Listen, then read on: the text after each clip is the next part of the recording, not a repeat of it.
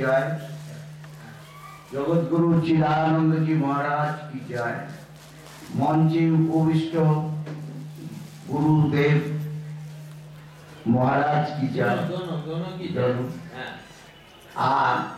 मंचे उपविष्ट साधु जी महाराज की जय, सामने उपविष्ट सब भक्त मंडली की जय। কালকেও একটু বলবার সুযোগ দিয়েছেন, আজকেও দিচ্ছেন। তা আমার সঙ্গে আমি শিবানন্দজি মহারাজকে আমি দেখিনি এর আগে কোনোদিন, আর চিদানন্দজি মহারাজকে একবার দেখেছিলাম এই প্রধান দ্বার দয়ায়, হ্যাঁ কলা মন্দিরে। কিন্তু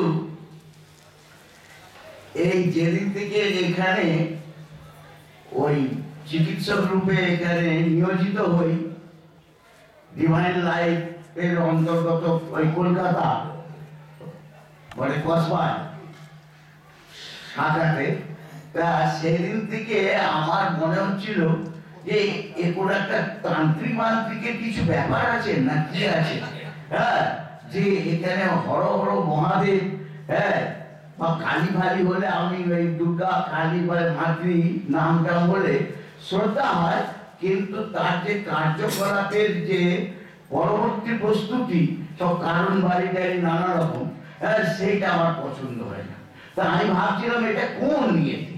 তা যখন তব কথামৃতম শুনলাম, মহারাজজির কথামৃতম, তব কথামৃতম তপ্ত জীবনম, এই আমাদের এই তপ্ত জীবনটা কিরকম ছিল আমার ব্যক্তিগত এক্সপিরিয়েন্স বলছি।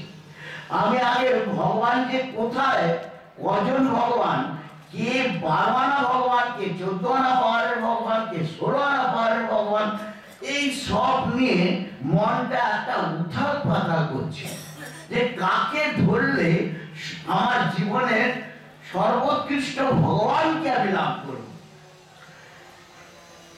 এই দুই মহাত্মার যে কথামৃত দু চারটা কাহিনী বলবো, আমার জীবনে এক একটা মোড় ঘুরিয়ে দিয়েছেন ওই কাহিনী। যেমন আমি মহারাজজির একদিন জীবন চরিত্রের একটি কাহিনী শুনলাম, যে উনি যে নদীর গঙ্গার ঘাটে বসে পাঠ করতেন, সেখানে পাঠ শুনতে আসতো অনেকে, কিন্তু তার মধ্যে একজন ওনার নামে খুব উৎসাহ ঘটাতো। ওই যে মোটা, ওই যে খানে আলা, ও বাবা খুব ভালো খায় দায়, মোটা মতো চেহারা, অত চেহারা গ্লেস কেন, খুব ভালো ভালো খাচ্ছে, খুব ভালো থাকছে ভালোভাবে, আমরা কিছুই না ওনাদের কাছে। হ্যাঁ, ওই সন্ন্যাস নিয়ে এসছেন, এইরকম নানা রকম কথা যদিও বলতেন।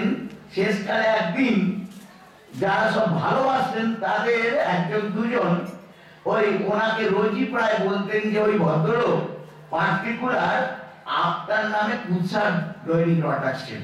উনি ঠিক বিকালবেলার দিকে ওই গঙ্গার ধারে বসে যখন পাঠ করতেন, ওই নিন্দুক লোককে আগে আসতেন আর সবচেয়ে পরে যেতেন। কেন না, ওই ভাগবত পাঠ শুনে কিছু লোককে প্রভাবিত করা এনার বিরুদ্ধে, শিবানন্দজির বিরুদ্ধে।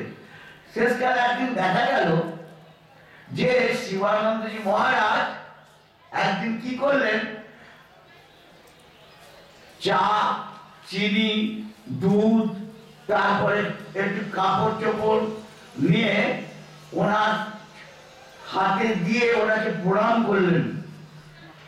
প্রণাম করে সে তো ভয় অস্থির, কেন প্রণাম করছেন কেন না, আপনি আমার পরম বান্ধবের কাজ করেছেন, আপনি পরম উচ্চ স্তরের লোক, আপনি আমার কাছে কেন কেন কেন কেন না, আপনি আপনার নামে তো উল্টে বলেই ফেলেছেন তিনি, আপনার নামে উল্টে আমি কিছু খারাপ কথা বলি, বলে এই যা আমার হয়তো দেরি হতো ভাগবত পাঠ করে, ভাগবত পাঠ শুনে ভগবত ধামে যাওয়ার পথে এগানো, কিছু হয়তো দেরি হতো, কিন্তু আপনি বেশি করে আমাকে জলদি এগিয়ে দিয়েছেন।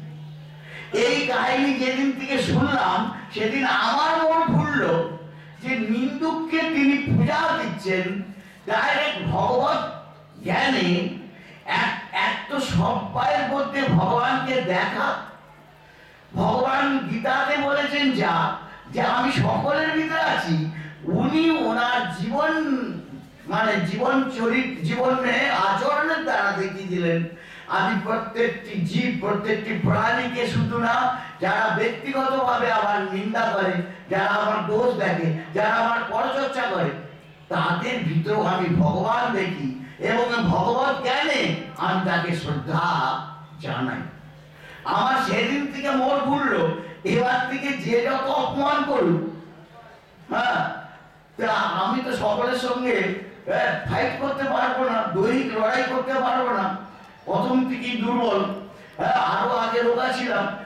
আমি ওই কথাটা শুনে সেদিন থেকে মনে ভাবলেন যারা যারা আমার নামে কুৎসা রটাবে, আমার নিন্দা করবে, আমি বুঝবো এই লোকটা আমাকে পছন্দ করছে না, যে লোকটা আমার সর্বনাশ করার চেষ্টা করবে, আমি ঈশ্বর একদিকে ঈশ্বর জ্ঞান করবো, তাকে প্রণাম জানাবো, যেটা গীতায় হচ্ছে মনমনা ভগবত ভক্ত মজ্জাজি মাং নমস্কুরু। এই যে মাং নমস্কুরু, আমাকে নমস্কার করবে। কখন নমস্কার করবে? যখন তোমার মনে কাউকে অচ্ছুত বলে মনে হবে, সেই অমানিকে মানও দেন কীর্তনীয় সদারে, যেটা গৌরাঙ্গ মহাপ্রভুর কথা। সেই মহাপ্রভু সেই শিবানন্দজি মহারাজ মানে ইয়েতে তিনি বলে জানিয়ে দিলেন, হয়ে গেছে যে জানিয়ে দিলেন যে না, আমি আচরণ করে জানাচ্ছি। ওনার এই আচরণ আমার জীবনের মোড় ঘুরিয়ে দিল। আমি সেই দিনকে ঠিক করেছি যে লোক যে আমাকে নিন্দা করুক, যা কিছু করুক, এই ভগবত ইচ্ছায় ভগবান করছেন এবং আমি তার নামে, এনার একটি পুস্তকে লেখা রয়েছে সকলের মঙ্গল কামনা করা। আমি সেই লোকটির নামে সেই সারাদিন ধরে বিড়বিড় করে, মন চায় না, মন খালি বলে মরুক, কিন্তু ওই লোকটার ক্ষতি হোক, কিন্তু মন যা হোক, কিন্তু আমি কিন্তু মনে মনে পছন্দ, হ্যাঁ, মনে মনে তাদের জয় দিই, প্রভু এর মঙ্গল করো, প্রভু মঙ্গল করো, প্রভু এই লোকটির মঙ্গল করো। এতে করে দেখা গেল আমার আর হাই প্রেসার আর ইউরিক অ্যাসিড জমছে না। এই অভিজ্ঞতা আপনাদের কাছে শেয়ার। ডক্টর গোপাল ধন্যবাদ।